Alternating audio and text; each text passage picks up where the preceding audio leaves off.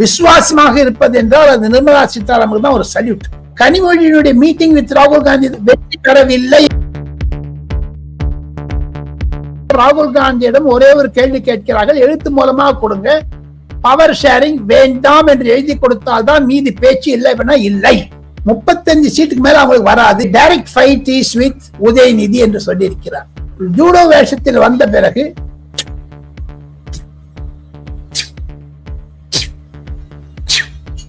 அப்படிதான் பண்ணி காமிச்சார். RSS பிஜேபி வீழ்த்த வேண்டும் என்றால் தாங்கள் இந்த சூஷியை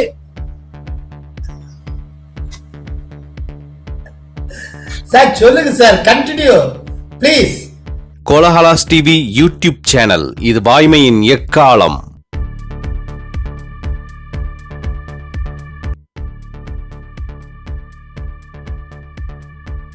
வணக்கம் நண்பர்களே.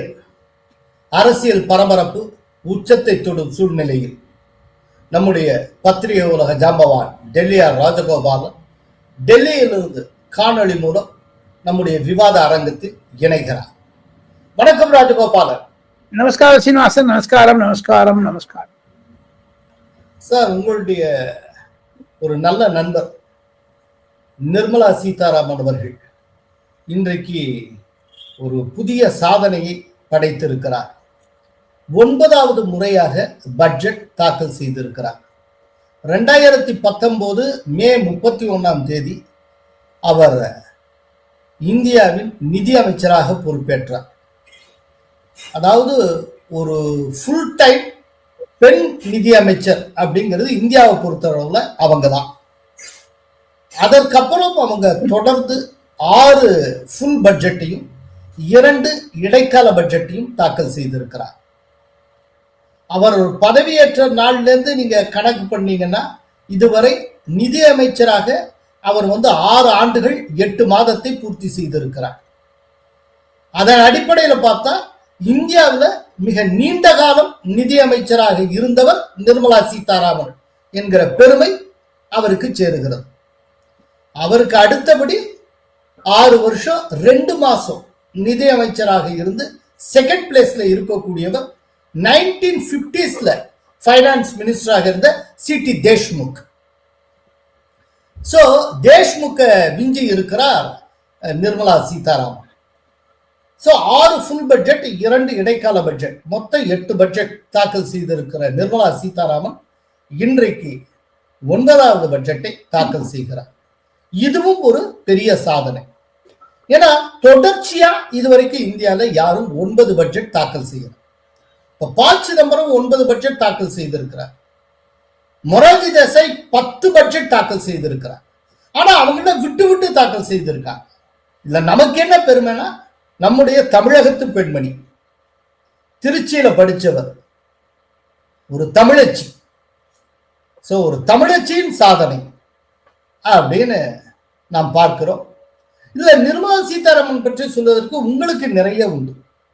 ஏன்னா அவங்க உங்களுக்கு ரொம்ப ஒரு நல்ல நண்பர். பல நேரங்கள்ல டெல்லியில உங்க வீட்டுக்கே வருவாங்க, போயிருக்காங்க. குறிப்பா நவராத்திரி டயத்துல அந்த கொலுவை பார்க்கறதுக்கும் உங்க வீட்டுக்கு வந்ததுதான் எனக்கு தெரியும். அந்த மாதிரி சோ நிர்மலா சீதாராமன் அப்புறம் இந்த பட்ஜெட் ஆக்சுவலா இந்த வீடியோ வர்றப்போ பட்ஜெட் வெளியாகி அது தொடர்பான தகவல்களும் வர ஆரம்பிச்சிருக்கோம். பொதுவாக இந்த பட்ஜெட் ஃபோக்கஸ் என்னவாக இருக்கும் அப்படிங்கறத மட்டும் நீங்க சொல்ல முடியும். நிர்மலா சீதாராமன் நரேந்திர மோடிக்கு தொடர்ந்து நம்பிக்கையில் இருக்கிறார் என்பதைத்தான் இந்த 9 பட்ஜெட்டுடைய சாராம்சம். சீனிவாசன் பல கரடர் முரடர் பாதையை கடந்து வந்தாலும் தேசிய பொருளாதாரத்தை நரேந்திர மோடியினுடைய தலைமையில் உலகத்தில் 3வதாக ஜெர்மனிக்கு மேலாக கொண்டு வந்ததனுடைய பெருமை நரேந்திர மோடியை சாரும். அதற்கு உறுதுணையாக இருந்தது நிர்மலா சீதாராமன் என்பதுதான் பட்ஜெட்டை விட பெரிய மாபெரும் விஸ்வகுரு, விக்சித் பாரத் என்றெல்லாம் நரேந்திர மோடியினுடைய ஒரு யோசனை திட்டங்களை எல்லாம் ஆணித்தரமாக, அவருக்கு பக்க பலமாக, எத்தனையோ எதிர்ப்புகள் இருந்தாலும் நரேந்திர மோடிக்கு உறுதுணையாக துணை நின்றவர் நிர்மலா சீதாராமன். அவருக்கு வழிகாட்டியது அருண் ஜேட்லி. ஆக மொத்தம் அருண் ஜேட்லியினுடைய கண்டுபிடிப்பு தான் நிர்மலா சீதாராமன். தமிழ்நாட்டிற்கு எவ்வளவோ செஞ்சிருக்காங்க இந்த அம்மா, ஒண்ணு இல்ல ரெண்டு இல்ல. முதல் பட்ஜெட்ல டிஃபென்ஸ் காரிடார்ஸ் கொடுத்தாங்க சீனிவாசன், அது யாரும் மறக்க முடியாது. ஆமா, நிறைய போட்டு பண்ணிருக்காங்க. அதை தவிர பேரிடர்கள் எது வந்தாலும் சரி நிர்மலா சீதாராமன் செஞ்சிருக்காங்க. நிர்மலா சீதாராமனுக்கு இருக்கக்கூடிய ஒரு ஒரு ஒரு நரேந்திர மோடி மீது இருக்கக்கூடிய மரியாதை, நரேந்திர மோடிக்கு நிர்மலா சீதாராமன் கிட்ட இருக்கக்கூடிய ஒரு கான்பிடன்ஸ், விசுவாசம், மதிப்பு, ஒரு அணுகுமுறை, இதெல்லாம் பாத்தீங்கன்னா அதுதாங்க சார் சீனிவாசன் நிர்மலாக்கு 9 பட்ஜெட்டை விட பெரிய பட்டம் கொடுக்கலாம். சீனிவாசன் பிரதமருக்கு லோயல், விசுவாசமாக இருப்பது என்றால் அது நிர்மலா சீதாராமனுக்கு தான் ஒரு சல்யூட். அந்த பட்ஜெட் அந்த பட்ஜெட்ல 6 முறை பிரதமருடன் கடந்த 3 மாதத்திற்குள் மீட்டிங் நடத்தியிருக்காங்க. 6 முறை. பட்ஜெட் நடக்கிறதுக்கு ஆரம்பிக்கிறதுக்கு முன்னாடி Srinivasan first woman finance minister to present budget outside North Block. இந்த கர்த்தவிய பாட்டிலிருந்து பண்ணிருக்காங்க. முதன் முறையாக இன்னும் பிரைம் மினிஸ்டரோட ஆக்குபை பண்ணல அந்த இடத்த. அந்த டிஃபென்ஸ் மினிஸ்டர் போயிட்டாங்க அந்த புது கட்டடத்துக்கு, சென்ட்ரல் விஸ்டா.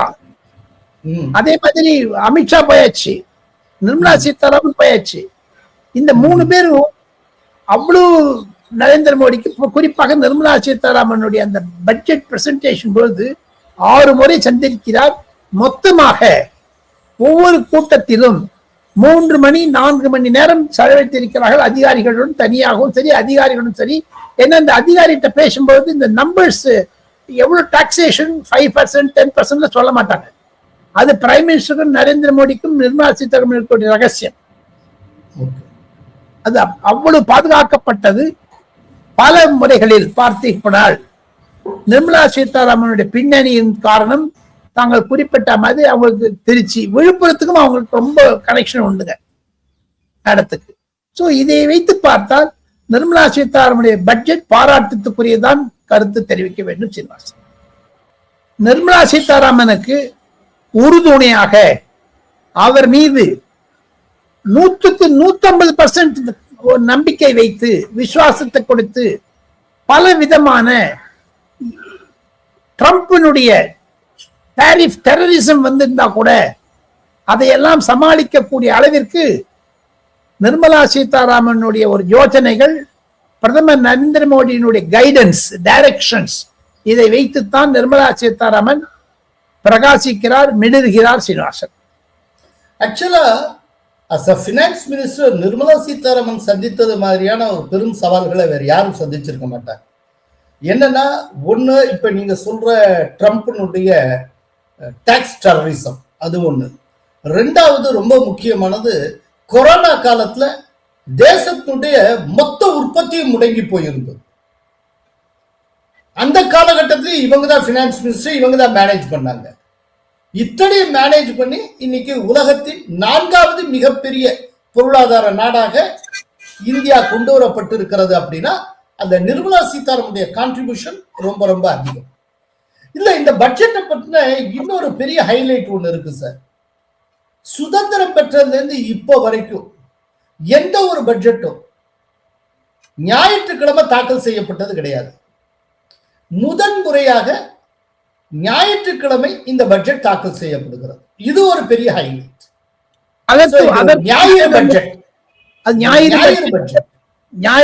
ஞாயிறு பட்ஜெட் அதற்கும் நரேந்திர மோடி தான் முக்கிய காரணம். தான் வைத்தது ஃபர்ஸ்ட் ஆஃப் ஆல் பிப்ரவரி 1 என்று சொன்னதை அவர் தடம் புரளவில்லை. ஒன்று. இரண்டாவது, எல்லாரும் போய் சொன்னாங்க பிரைம் மினிஸ்டர் கிட்ட, including Nirmala Sitharaman, including reserve bank governor, including other financial advisers எல்லாம் சேர்ந்து ஸ்டாக் மார்க்கெட் எப்படி போனா பரவாயில்ல, நான் ஞாயிற்றுக்கிழமை தான் வெப்பஞ்சு விட்டேன். அதுவே மீதி எந்த சேனல்லையும் வராது எக்ஸப்ட் யூ. ஏன் சொன்ன அதை மேடமே என்கிட்ட சொன்னாங்க. பிரைம் மினிஸ்டர் சொன்னார் ஸ்டாக் மார்க்கெட்லாம் விட்டுருங்க, திங்கக்கிழமை ஒரு 24 hours கழிச்சு ஓபன் பண்ணிக்கிட்டோம், ஐ வாண்ட் மை பர்சனல். எங்களுக்கு தேசத்துக்கு சேவை செய்வது என்னுடைய முக்கியமான குறிக்கோள். தேசத்தினுடைய நலன் தான் முக்கியம். எனக்கு ஞாயிற்றுக்கிழமை திங்கக்கிழமையா இருந்தா எனக்கு என்ன அப்படின்னு பிரைம் மினிஸ்டர். சண்டே ஹாலிடே இருந்தாலும் நாங்க உழைப்போம், ஒர்க் பண்ணுவோம் அப்படின்னு பிரதமர் சொல்லி. அதுக்கு இவங்க யோசனை சொன்னது என்னன்னா, ஜனவரி 31 வச்சுக்கோ, பிப்ரவரி 2 வச்சுக்கணும். ஏன் சண்டைக்கு என்ன அவ்வளவு நீ பண்றீங்க? அவர் நரேந்திர மோடி என்றால் SUNDA சண்டையும் போடுபவர். நான் தினத்தை செய்து காண்பித்தார். சார், இதுக்கு மத்தியில உங்களுடைய டெல்லியில ராகுலை சந்தித்து இருக்கிறார் கனிமொழி ராகுல் காந்தியை சந்திச்சதை இங்க பிரஸ் மீட்ல எடப்பாடி பழனிசாமி கிண்டல் செய்தார். என்னவோ எங்களை டெல்லிக்கு அடிமைன்னு சொன்னாங்க. இப்போ டெல்லியில யாரை சந்திச்சிருக்கா, இப்ப யாருக்கு அடிமை அப்படின்னு சொல்லி அவர் கேட்டது. எடப்பாடி பழனிசாமி டெல்லிக்கு அடிமைனாங்க. யார் அடிமை? நாங்க அடிமை இல்லை, திராவிட முன்னேற்ற கழகம் தான் அடிமை. இன்னைக்கு அங்க போய் கெஞ்சிக்கின்ற நிலைக்கு வந்துட்டு திமுக. இங்கிருந்து அங்க போய் பேசுறாங்க. அதுல அழைச்சிட்டாங்கல்ல, இங்கிருந்து அங்க அழைச்சிட்டாங்கல்ல. இல்ல என்னவோ இந்த சந்திப்புல ஜார்க்கண்ட் மாடல் வெர்சஸ் திராவிட மாடல்னு போனதாக நம்ம கேள்விப்படுறோம். அது மொத்த விஷயத்தை கொஞ்சம் எலாபரேட் பண்ணுங்க.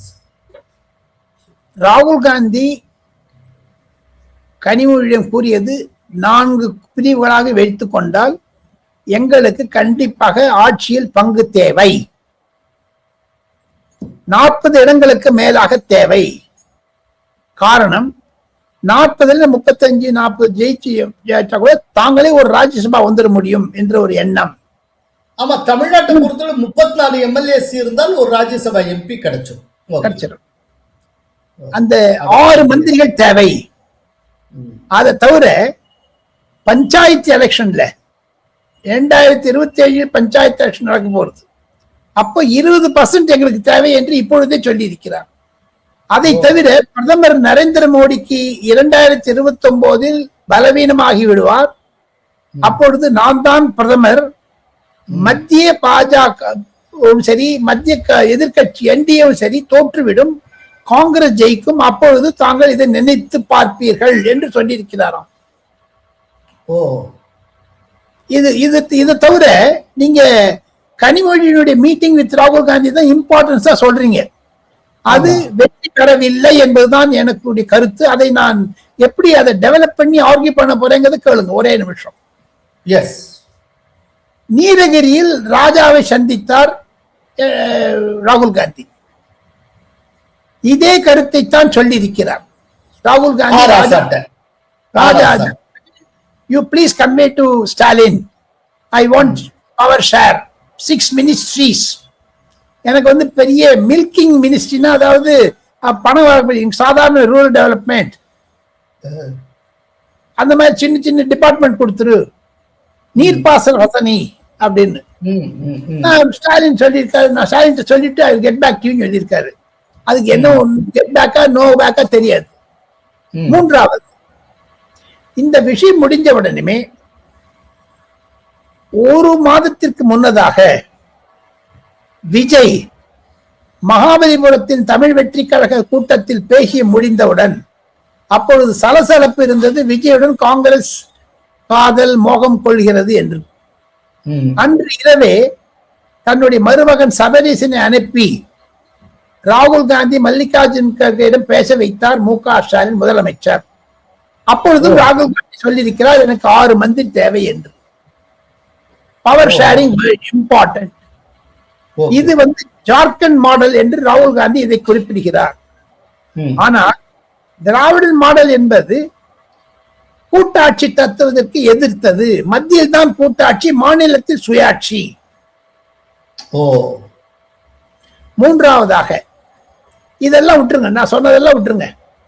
கடந்த 6 மாதங்களாகவே ராகுல் காந்தி வெஸ்ட் பெங்கால், அஸ்ஸாம், கேரளா, தமிழ்நாடு, புதுச்சேரி இந்த 5 மாநிலங்களில் தனியாக போட்டியிட வேண்டும், அல்லது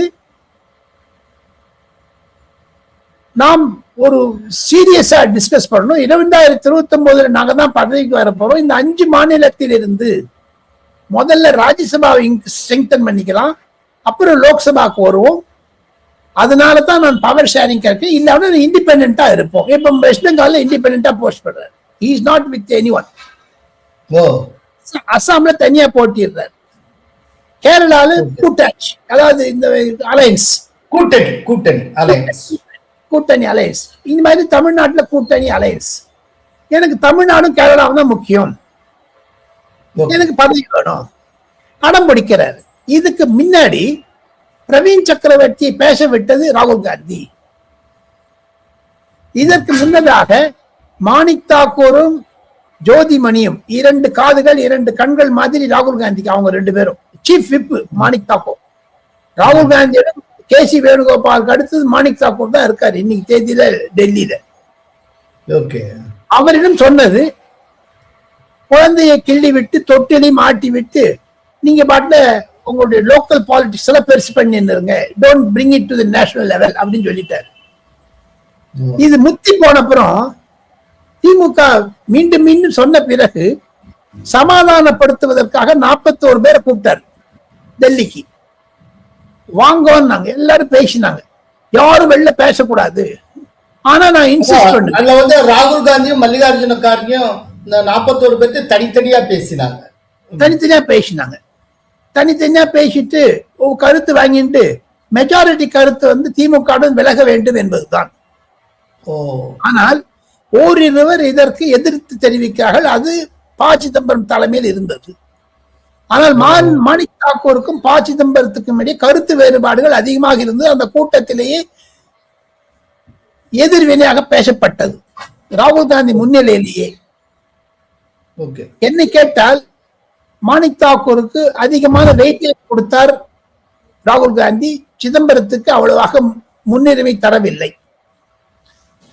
திமுக ஏன் போக வேண்டும் என்று கேட்டால் இதெல்லாம் தான் சொன்னாங்க. பட் ராகுல் காந்தி ஒரு அடமெண்ட். இப்ப வாங்க திமுக பக்கம் வாங்க. நேற்று, அதாவது வெள்ளிக்கிழமை 30ஆம் தேதி ஜனவரி மாதம் NDTV ஃபங்க்ஷன்ல அம்மையார் கனிமொழி சொல்லியிருக்காங்க, நான் ஐ மெட் ராகுல் காந்தி as individual. நான் போய் பேசினேன். அது கட்சி கால்னு சொல்லியிருக்காங்க. அது எப்படி கட்சி ஆகணும்?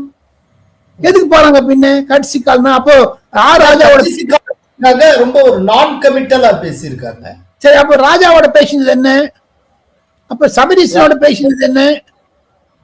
அப்ப 3 கட்சி காலா இருக்கும். 3 கட்சி கால். அப்ப 3மே ஃபெயில் ஆயிடுச்சா? ஏதாவது ஒண்ணு சக்சஸ் ஆகணுமோ சீனிவாசன்? சோ ஆக மொத்தம் ஆனா இது நீங்க கேக்குறீங்க நியாயமான கேள்வி, ஃபெயில் ஆயிடுச்சான்னு கேக்குறீங்க. பட் இப்ப ஜஸ்ட் ஃபியூ டேஸ் பேக் தமிழக காங்கிரசுக்கான மேலிட பொறுப்பாளர் கிரீஷ் சோதங்கர் ஏஎன்ஐக்கு ஒரு இன்டர்வியூ கொடுத்திருந்தார். அதுல அவர் என்ன சொல்லியிருந்தார்னா, டிசம்பர் 15க்குள்ளேயே பேச்சுவார்த்தையை முடிச்சு தொகுதி பங்கிட்டே முடிச்சிடணும் தான் சொல்லியிருந்தோம். அதற்காகத்தான் நாங்க குழுவே அமைச்சிருக்கோம். ஆனா இப்ப வரைக்கும் டிஎம்கே பேச்சுவார்த்தை தொடங்கவே இல்லை. அதுக்கு என்ன காரணம் என்னன்னு அவங்களத்தான் கேட்கணும் அப்படின்னு அவர் சொல்லி இருக்கிறார். We are waiting for the DMK's response because alliance talks have not started yet. So just waiting for them since last 2 months.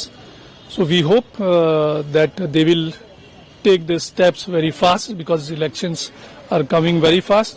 அதுக்கு திமுக நான் சொல்லட்டுமா?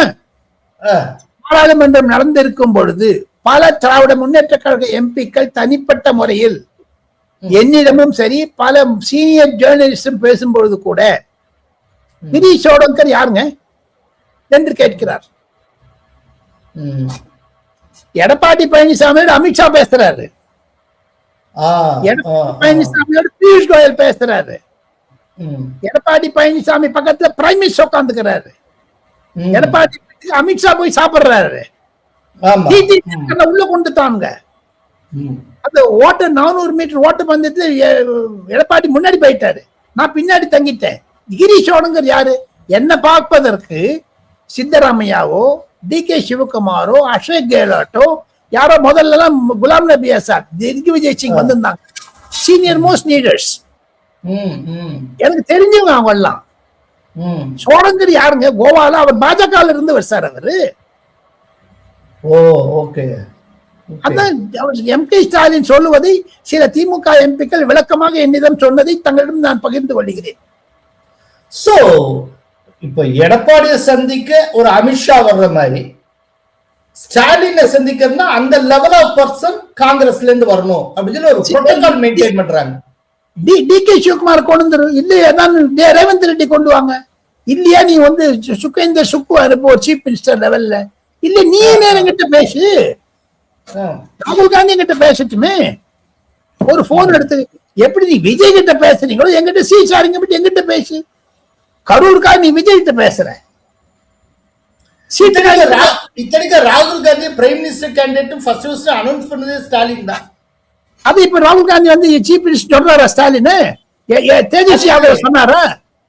இல்ல சொல்லல. தேஜஸ்வி யாதவ் சொன்னாரா? இல்ல. அதுக்கு அவங்க சொல்றாங்க நான் கேரளாவோட சொல்ல போறது இல்ல.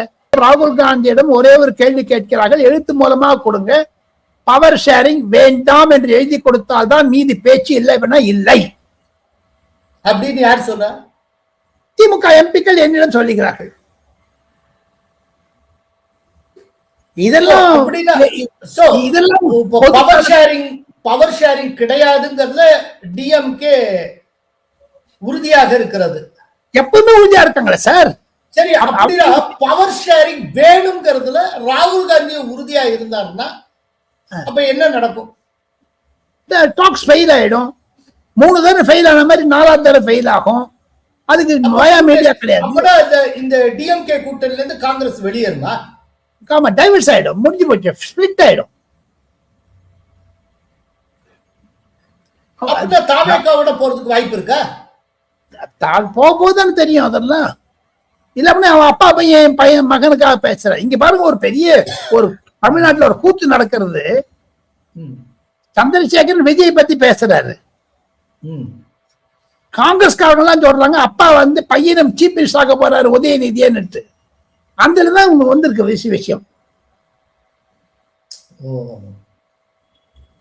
சரி, இது ரொம்ப இது ஜார்க்கண்ட் மாடல் திராவிட மாடல்லாம் விட்டுட்டு நான் ஒரு பீகார் மாடல் சொல்றேன். திமுக எம்பி எங்கிட்ட சொன்னது பீகார் மாடல், திராவிட மாடல். நிதிஷ்குமாருக்கு எதிர்த்து தேஜஸ்வி யாதவ் சீஃப் மினிஸ்டரா கண்டெஸ்ட் பண்ணுங்கிறதுக்கு ராகுல் காந்தி ப்ரப்போஸ் பண்ணால 1 6 பேர் ஜெயிச்சாங்க சார். 6 காங்கிரஸ்காரங்க. அந்த 6 பேருமே இன்னைக்கு கயா கயா கயா நிதிஷ்குமார் பக்கம் போயிட்டாங்களே. நிதிஷ்குமார் பாஸ் கயா. அததான் இவங்க சொல்றாங்க. நீ பீகார் மாடல் ஜார்க்கண்ட் மாடல் ஏன் சொல்ற? பீகார் மாடல் வச்சுக்க. நாளைக்கு இதே காங்கிரஸ்காரங்க தமிழ்நாட்டுல 20 பேர் வந்தாங்கன்னா எப்படி எடப்பாடி பக்கம் போக முடியாது, இல்ல தாவேகா பக்கம் போகணும் உத்தரவாதம் எப்படி கொடுக்கறதுன்னு கேட்கறாங்க திமுக காரங்க. அதான் பீகார் மாடல். பீகார்ல காங்கிரஸ் எம்எல்ஏக்கள் அத்தனை பேரும் கட்சி தாவியது போல தமிழகத்துல நாளைக்கு சொற்ப எண்ணிக்கையில ஜெயிச்சுட்டு அவங்க அத்தனை பேரும் ஏதோ ஒரு கட்சியோட ஓடி போக மாட்டாங்கிறது என்ன நிச்சயம்ங்கிறாங்களா? இதுக்கு அதே திமுக ராஜ்யசபா எம்பி என்னிடம் கூறியது என்ன என்று கேட்டால், பல வருடங்களுக்கு முன்னதாக பஜன்லால், தேவிலால், பன்சிலால் என்று லால் குடும்பம் பீகார் ஹரியானா அரசியலில் உலுக்கிய போது ஆயாராம் கயாராம் என்று சொல்வார்கள், தங்களுக்கு நினைவு இருக்கும் என்று நினைக்கிறேன். அதே மாதிரி இங்க காங்கிரஸ்காரங்களை பற்றி திமுக இம்மி அளவு பேசுவது, அலட்சியமாக பேசுவது டெல்லியில் நாடாளுமன்றத்துக்கு உள்ளே என்று கேட்டீங்களே. ஆனால் இது ஆயாராம் கயாராம் இல்ல, ஆயா ராகுல் கயா ராகுல் அப்படிங்கிறாங்க. அவ்வளவு கசப்பு வந்து விட்டது திமுகவிற்கும் காங்கிரஸுக்கும் இடையே. இது தொடர்மையானால் மேல் மட்டத்தில் கசப்பு வந்து கீழ் மட்டத்திலும் இருக்கும், அது தேர்தலில் பிரதிபலிக்கும்.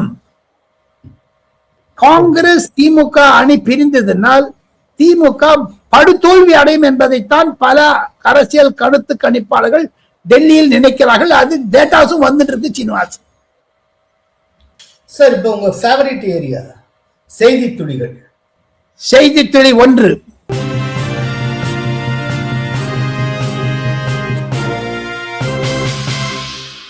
தமிழக வெற்றி கழக தலைவர் விஜய் அவர்களை பல ஆங்கில பத்திரிகையாளர்கள் ஆசிரியர்கள் சந்தித்தார்கள். அதில் 3-4 முக்கியர்கள் எனக்கு மிக மிக ஆப்த நண்பர்கள். மூவரிடம் பேசிய பொழுது எனக்கு கிடைத்த தகவல் கோலால் நேரிடம் பகிர்ந்து கொள்ள ஆசைப்படுகிறேன். விஜய் சொன்ன முதல் கருத்து திமுக ஆட்சியை ஒழிந்துவிடும், 35 சீட்டுக்கு மேல அவங்களுக்கு வராது என்னுடைய கருத்து கணிப்பு என்று விஜய் சொன்னார். என்னுடைய direct fight is with Udhayanidhi என்று சொல்லியிருக்கிறார். செய்தி துளி 2.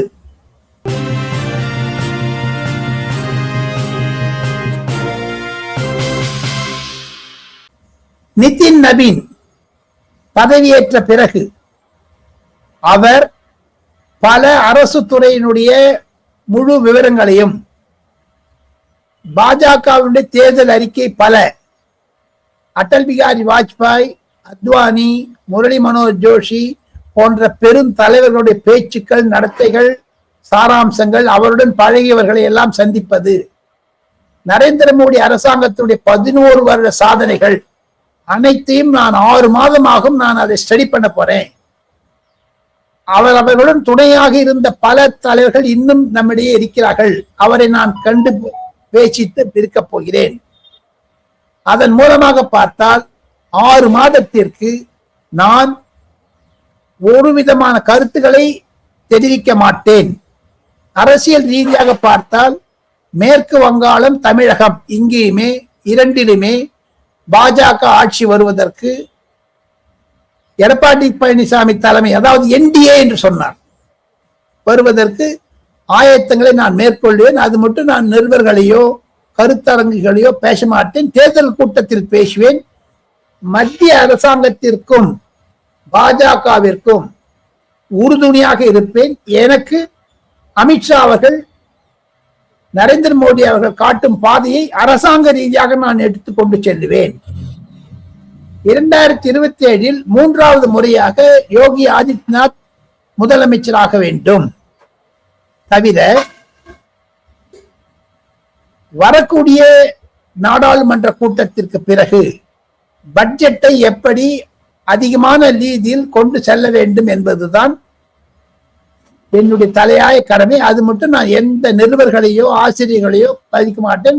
எனக்கு நான் ஸ்டடி பண்ணணும், எனக்கு புது வேலை கிடைச்சிருக்குது என்று அவர் பல தலைவர்களிடம் பேசியதை குறிப்பாக அது பாஜகவுடைய பேச்சாளர்கள் ஸ்போக்ஸ் பர்சன்ஸ் மீட்டிங்ல இதை சொல்லியிருக்காரு சீனிவாசன்.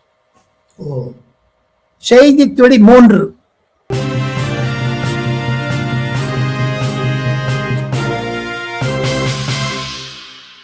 ருசிகரமான தகவல், தாங்கள் சிரிப்பை அடக்கிக் கொள்ள வேண்டும். குருக்ஷேத்ரா ஹரியானாவில் இருக்கக்கூடிய இடம். ஜனவரி 21 அன்று காலை ஹிமாச்சல பிரதேசம், ஹரியானா, உத்தராகண்ட் இந்த 3 மாநிலங்களுடைய இளம் தலைவர்கள் யூத் காங்கிரசினுடைய அமைப்பாளர்களிடம் ராகுல் காந்தி பேசினார். காலை 7:30 மணிக்கு அந்த அரங்கத்தில் வந்தவுடன் ராகுல் காந்தி அந்த ஜூடோ வேஷத்தில் வந்தார். ஜூடோ வேஷத்தில் வந்த பிறகு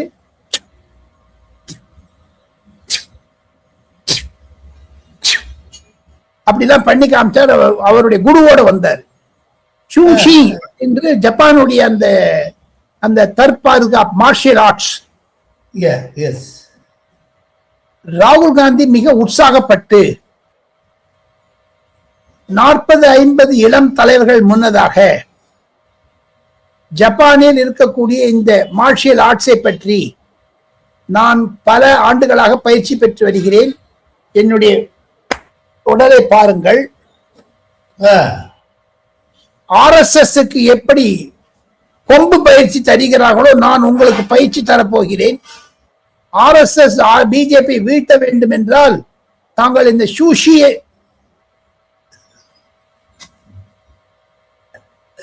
சார் சொல்லுங்க சார், கண்டினியூ ப்ளீஸ்.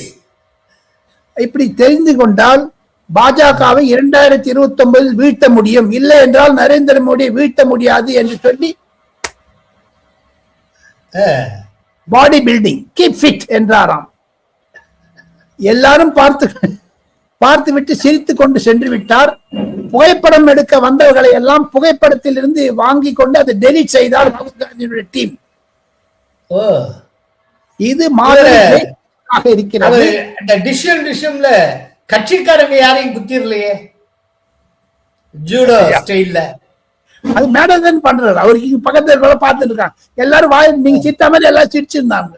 அதுக்கு ஹரியானாவில் இருக்கக்கூடிய ஒரு காங்கிரஸ் தலைவர் என்னிடம் சொன்னது, நான் வர்ணித்தேன் தங்களிடம்.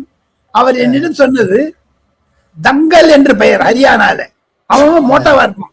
முலாயம் சிங் யாதவ் கூட அப்படிதான் தங்கல் பண்ணிருக்காரு. அவர் டிஷன் போவாங்க. அந்த மாதிரி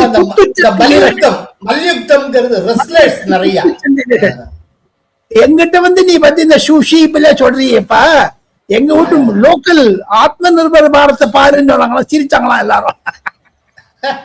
okay okay okay. So Rajagopalan வந்திருந்து நிறைய தகவல்களை வழக்கம் போல தந்திருக்கிறீர்கள். மிக்க நன்றி ராஜகோபால். நன்றி. கோலஹலாஸ் டிவி யூடியூப் சேனல், இது வாய்மையின் எக்காலம்.